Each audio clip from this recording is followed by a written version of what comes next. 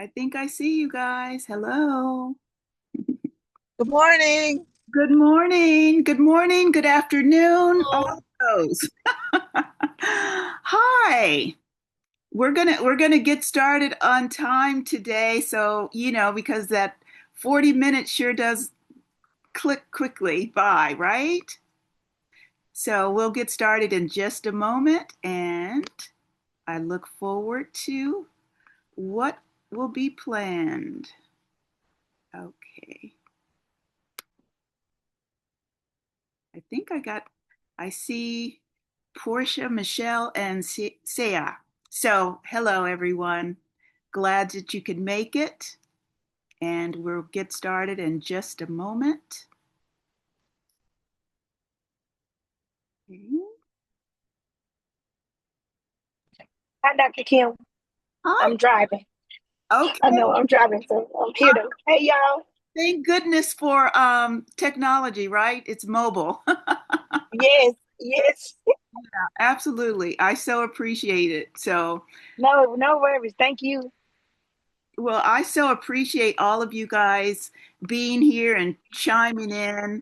Um, I'm it's a little difficult time this time of year for us at our family. We're kind of going through a loss of a family member, and so that's always a little difficult. But I'm happy to be able to be here with all of you guys today, and I think this information will be quite beneficial.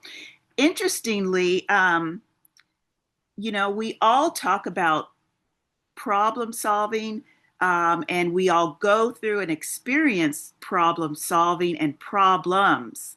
And sometimes it's overwhelming, and sometimes it's very difficult for us to come up with strategic plans in order to accomplish meaningful solutions. And so, whether we're needing to make personal decisions and solve problems personally or within our workplace, communities, etc., there are certain skills and tools that we can utilize um, in order to better ourselves.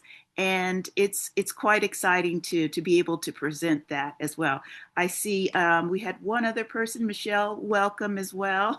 We're going to keep going, moving forward. So let's get started and see what you guys can all anticipate learning today.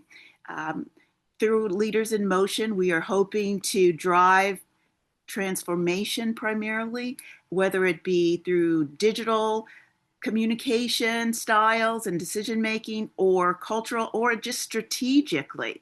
Also, we're going to learn about scaling teams and organizations that might also need areas and strategies in order to negotiate and navigate through different problem solving and decision making opportunities. That's what I like to refer to them.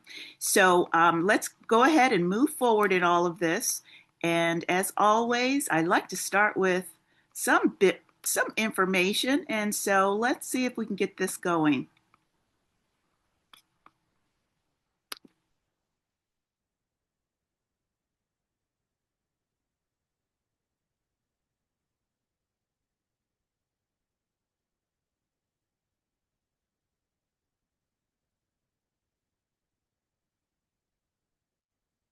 This week, we will dive into problem solving and decision making. Of course, we need decision making strategies in order to navigate through life because, of course, life is full of choices. Some of these choices are very small and some are life changing. So, having a strategy will really help us to navigate through some of these choices, give clarity, confidence, and purpose. So, let's just talk about what today's workshop will entail. I wanted to go over a couple of steps with you that I think will be very helpful as using a decision making strategy in life in making these choices. Number one, it reduces being overwhelmed. So life presents countless options of decision-making strategies, of course, that will help to filter out distractions and focus on what we really feel is important and it matters. So reducing stress and indecision. Number two, it encourages thoughtful choices. Rather than just reacting impulsively, a strategy will really help encourage reflection. It helps you to weigh the pros and the cons and to consider these long term consequences and help you align these decisions with your own personal values and goals. Number three, it helps align with the goals and your values, of course. So a good strategy encourages you to make these choices to help support your personal and professional goals. It helps keep you on track, and additionally, it really helps to prevent you from drifting off into a path that you really didn't see as serving a purpose. So when you follow a clear purpose, you're more likely to feel confident in your decisions and you're able to take responsibility for them as well. This really helps to build self trust and reliance. Number five, it helps with uncertainties. In a time of change and crisis, of course, that's what we're seeing right now in our world globally and nationally. So, a decision making framework provides a structure to help you stay really grounded and make the best possible choices with the information that you do have. Number six, it truly improves over time. So the more you have and use a strategy, the better you get to make decisions. And you will learn from past outcomes and how to refine your approach and leading to a smarter and faster choice for future decisions. I hope this has been helpful for you. My name is Dr. Kim Eagles, and this is Leaders in Motion. Okay, so now that we have a bit of direction to better understand the process of what we will be going through, then through that video, it hopefully this will start the actual process for us to understand. Okay, why is this not wanting to move to my next? Okay, there we go. All right, so think smart and mastering critical thinking and decision making. So, basically, today's workshop, we're going to learn some new principles, basically, to understand critical thinking, having a new tool to negotiate through our problem solving. We're going to learn about cognitive biases and logical and illogical fallacies. We're also going to discuss structure and how to structure decision-making models. We're going to go over that. I think, will be very helpful. And then, of course, we're going to talk about some real life issues and problem-solving tools and critical thinking tools. And we will also review the information that I sent out. Hopefully, you were able to take a look at the homework assignment that I hope will be able to benefit you in just how we think and plan on different items. So, starting with one effective problem solving technique would be, and I'm going to go through several different illustrations that you'll be able to use in helping you to analyze and work through the process. So, number one, the root cause analysis, RCA. The purpose of this is to identify the underlying cause of a problem. So, that's usually step one. We have something that is irregular in our lives or in our workplace or whatever, it's problematic. And we have to first be able to establish that underlying the cause. What's causing that problem? Those whys. We have to ask, why is it happening? Why is it happening over and over? And somehow we need to map out a way for us to identify that.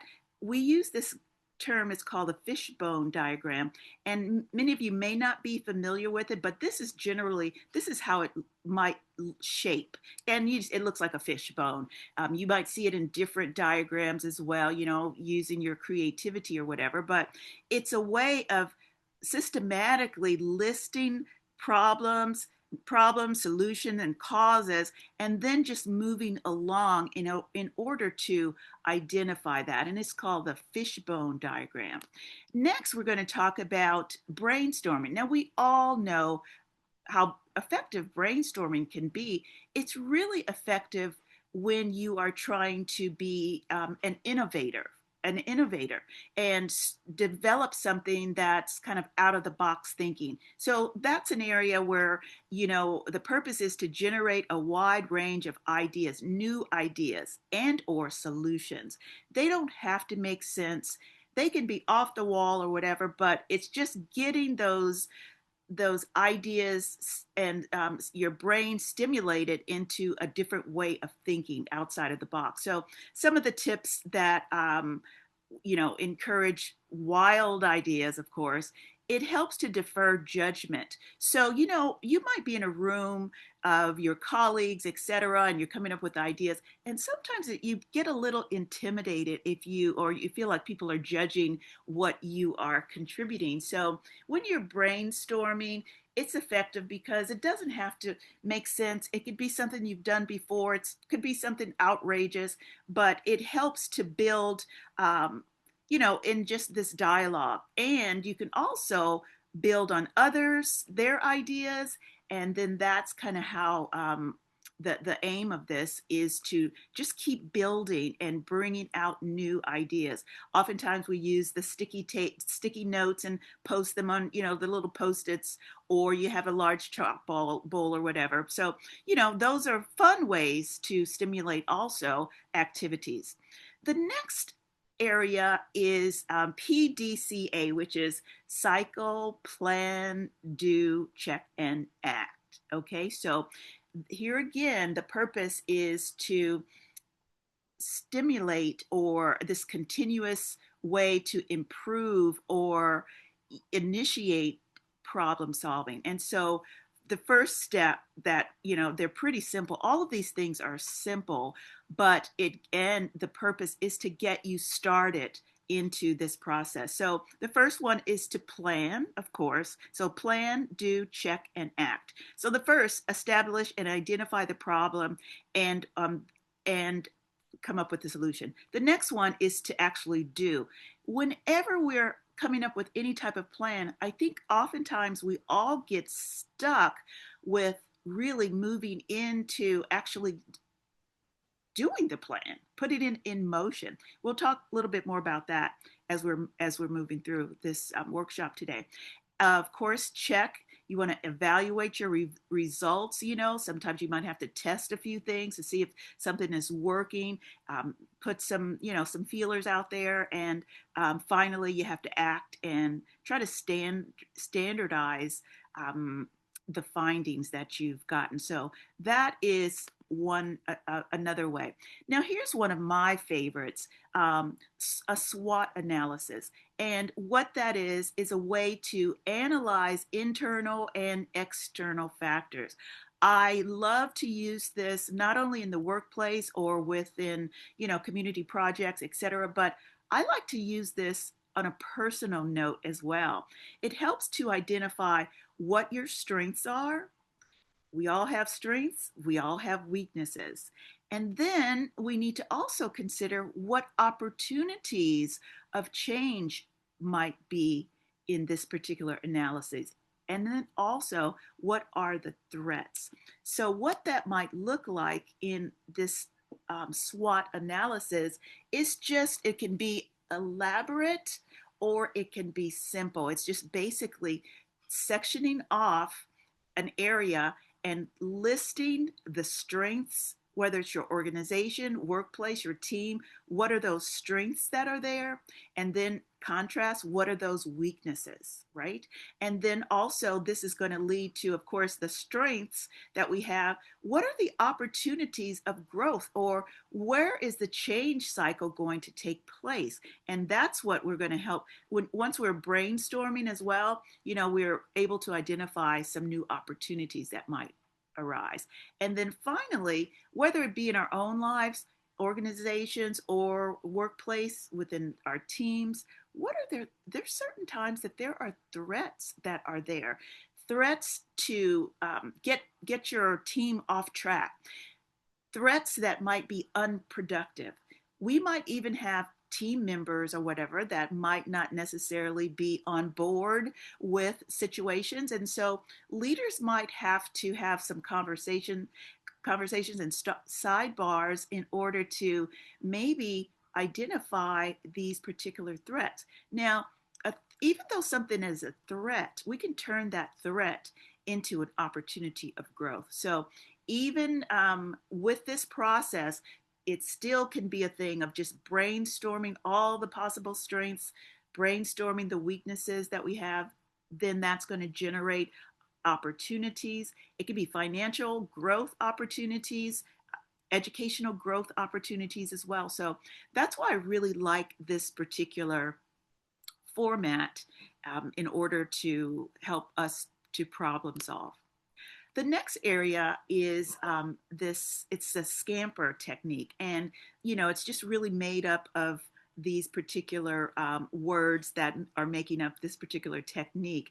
And this purpose is to really spark innovation by modifying existing ideas. Okay, so the acronym that comes out of this comes into ways, what ways might you substitute a new procedure, etc.? Or can you combine a new procedure with an old one? How would we adapt something new into the situation? The modifications, what we might have to tweak or exchange something a little bit.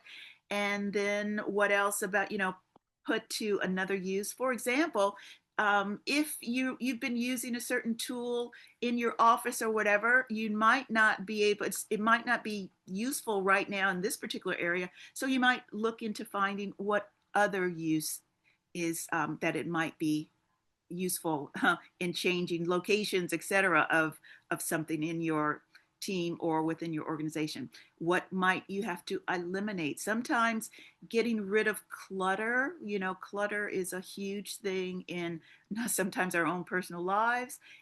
When we have clutter around, it doesn't really allow us to clearly think. We don't really know what we have. So we might have to find ways to eliminate things. And then also some order might be better utilized if we might reverse the order. So this particular scamper technique, and this is an illustration of what that might look like, is being able to once again use those particular acronyms, and then you're going to list all of those particular list and identify those things. And this is how this becomes a real innovative tool as well, especially if you might do it on a personal basis with if you're within a team, and then you can come back and then add on as a group. So I just wanted you to see what that looks like, because whether or not you're using this currently, or some like our university students, once you get into the workplace, these are areas that you're going to be able to bring some positive energy and new tools into that workplace environment. Okay, even on your resume, when you're out there producing and looking for new jobs or whatever, you can use these skills that you're learning to add on to your resume as far as a point of making yourself the best that you can be. Some people might not know what these are, so you will be very your people will be impressed if you know what these are. The next one is the decision matrix, and this is how we often use something where we project scores to um, like a 1 to 5 scale, and 1 being strongest and 5 might be the weakness. And so you're then able to use this to use an actual score to make some decisions and determine how something is being weighted efficiently or non efficiently. And that is something that we look at. For example, a couple of weeks ago, when I'd asked everyone to take a look at where they fall as far as the type of leaders you are, that's basically was a decision matrix.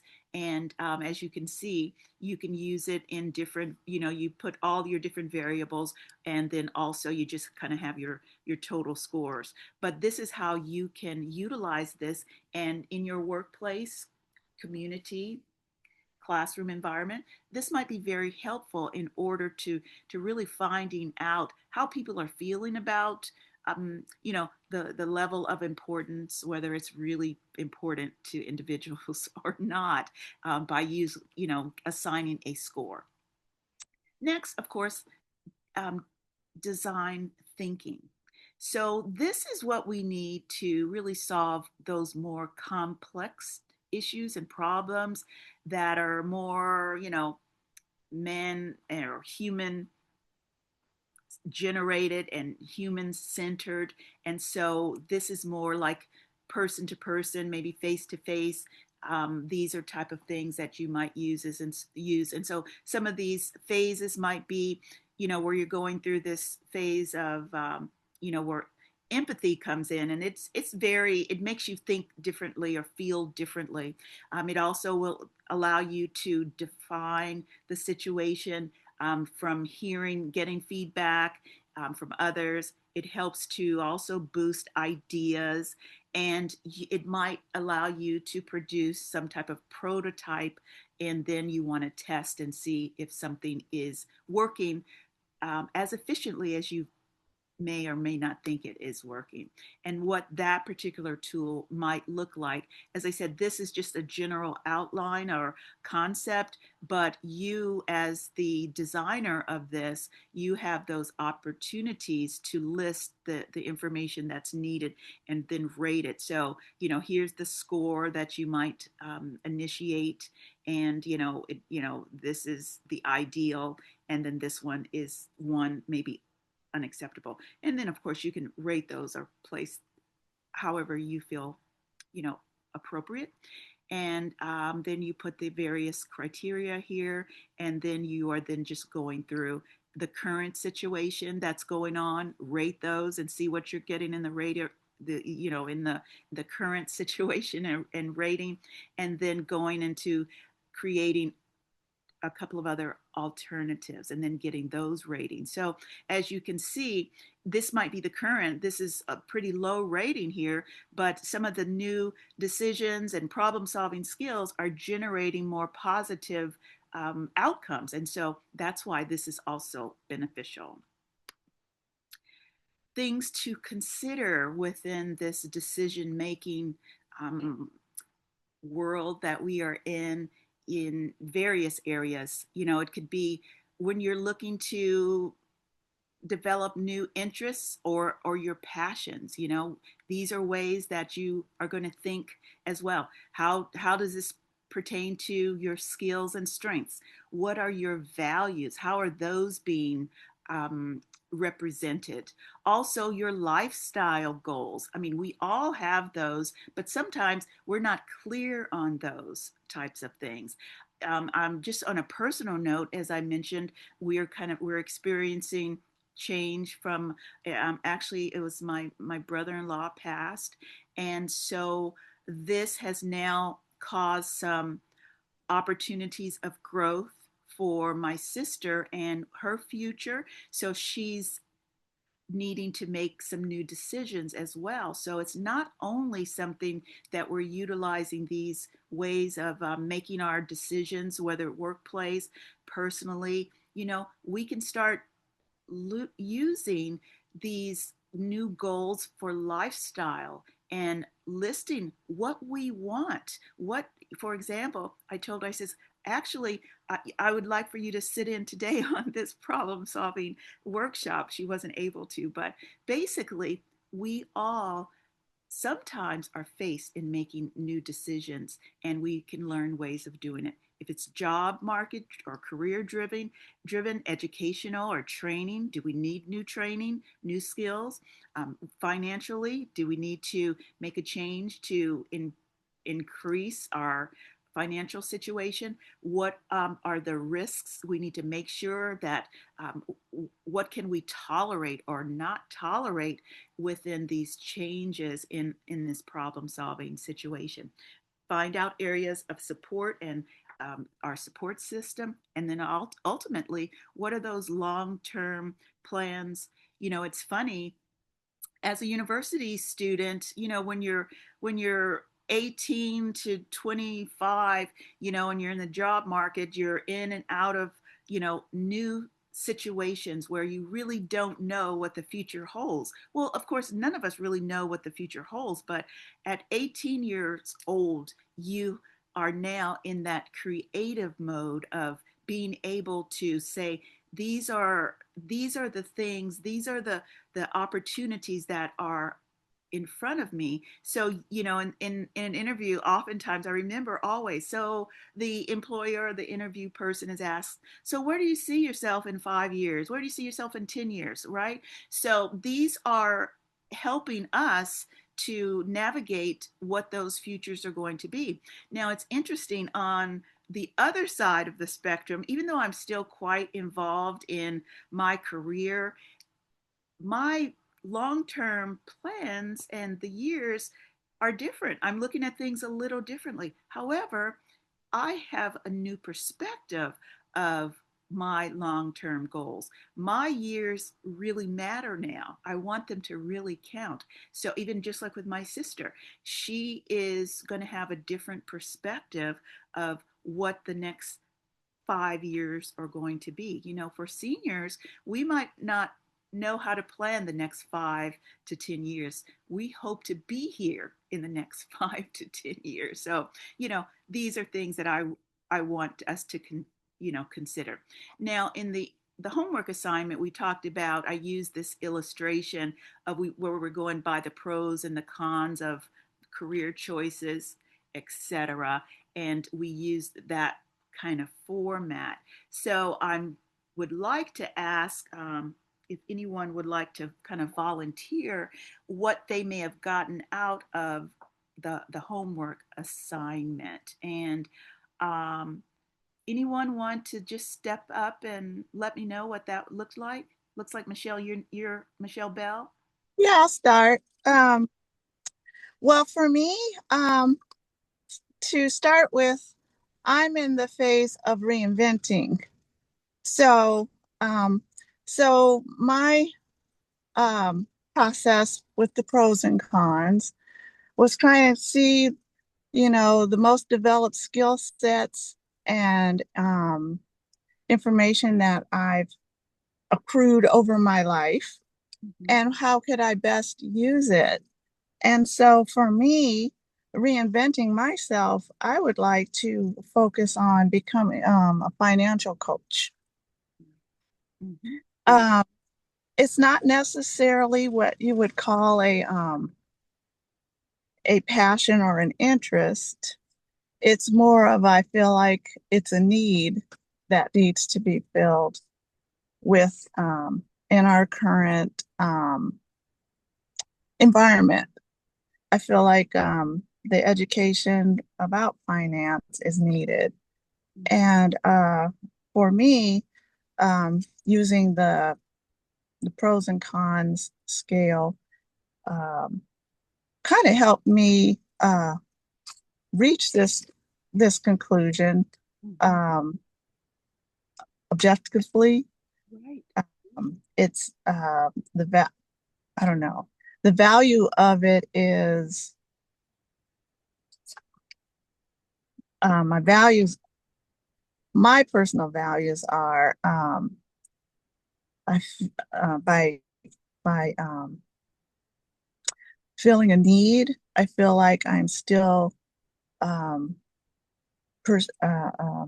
fulfilling as a leadership role or a mentor role, the servant type, where I'm still giving of something. I'm giving some information, some knowledge that I have acquired over my life and passing it on. Absolutely.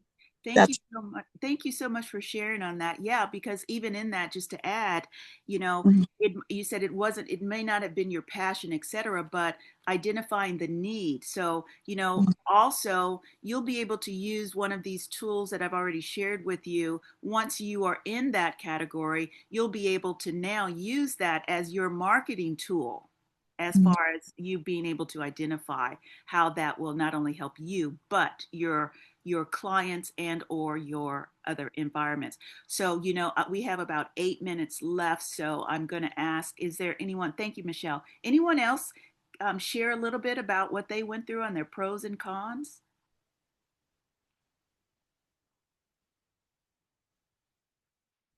No one else? Okay. How about Michelle, our other Michelle? Were you able to utilize that, Michelle? Um, yes. I Okay. mean, Would you mind I'm, taking a moment to share your information? I think it'd be helpful. well, I mean, and this fit what I'm doing currently to a T because I am reinventing myself and I am looking for a job after being like outside of the skilled job market that I was in 19 years ago, and I have tried other work that is not as stressful and demanded less time from me. So I was able to dedicate more time with my kids. Now that my kids are 18, I'm at a cross path. Do I go back to a stressful job with a lot of time demand, like 60-hour, 80-hour week? Right. Or so having the pros and cons really helps you define whether you want to go back to that or not, and what the the steps you can do to be able to reach a conclusion of what is important to me. What Absolutely. what is the decision making factor criteria that I want to have to be able to come through this overwhelming decision. Absolutely.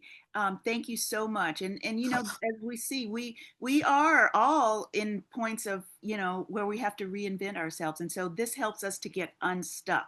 So just to move forward, I want to just share a couple of other things as far as how should we decide. So we need to take a self-assessment. That's what we started with, that pros and cons. That's always the great information we need to do. Prioritize our you know, the criteria that we have at hand. We need to evaluate the options, experiment. This is what you guys are doing right now. Is like, this is it. It says experiment by trying internships. You know, this is the way to get you into situation, learning new skills that you can then put into motion. Seek guidance, you know, I think through our mentors, and this is what we're going to do. We're going to in a little bit more of that as far as being able to speak with each other and to help motivate each other, and then finally making that plan. Now I'm speeding through the rest of this now because you know, I want to make sure that we get this needed information before we are abruptly dismissed. So with that, this is a simple 7-step. It's academically proven and used in throughout research as far as how we need to navigate through making these decisions. Okay, so quickly just going through this particular chart, and I will provide all this information to you all. But the first one, as we've learned, we have to identify the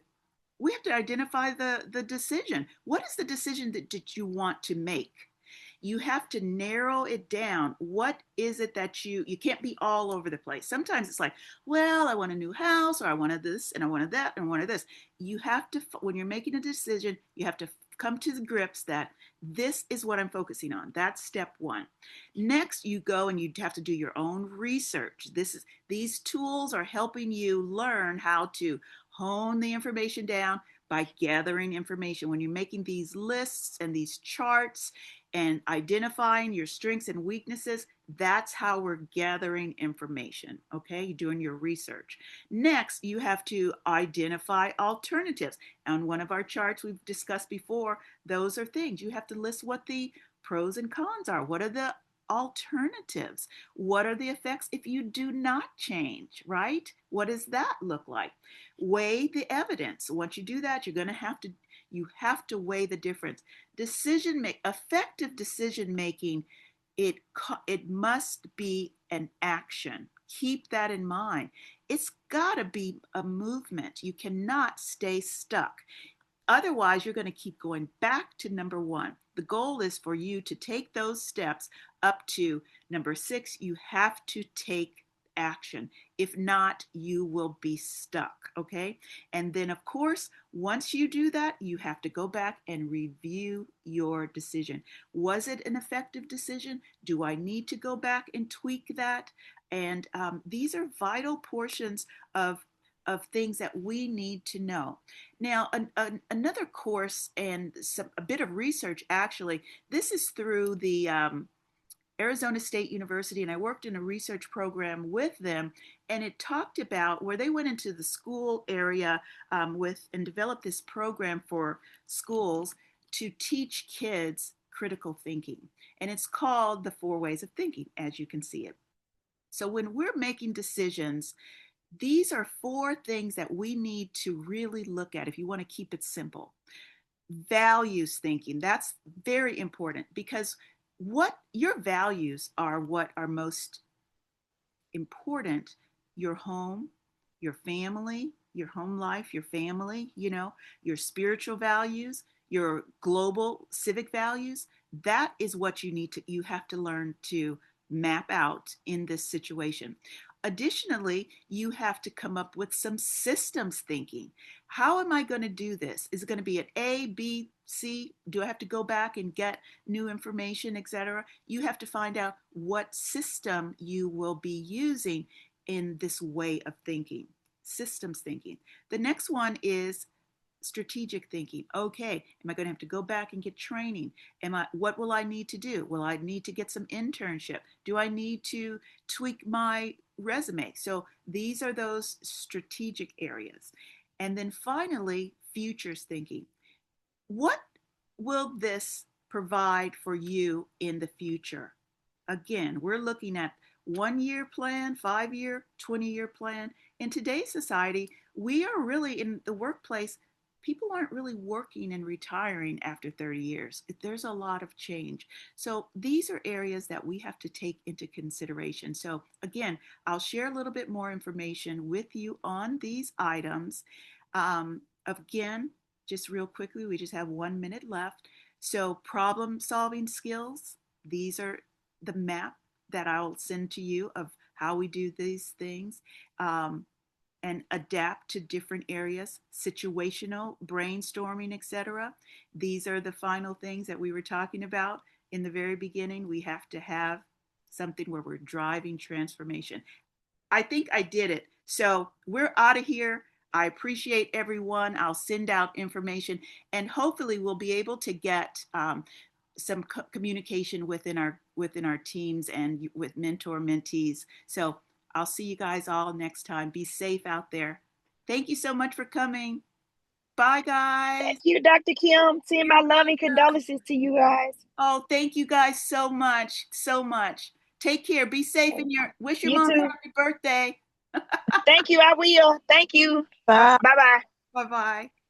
Bye, Michelle. Bye, everybody.